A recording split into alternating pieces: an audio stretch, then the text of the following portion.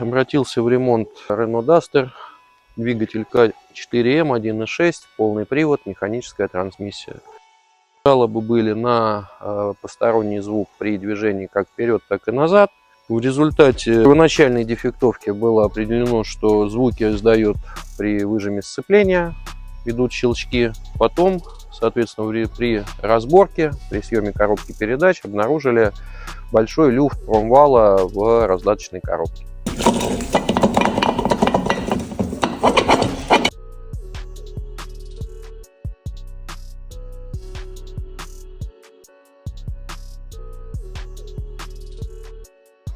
Было заменено сцепление, поставили комплект люк вместе с выжимным подшипником.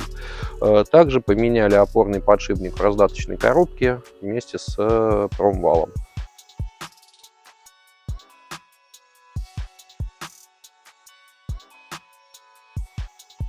Все, звуки ушли, клиент доволен. Подписывайтесь на наш канал.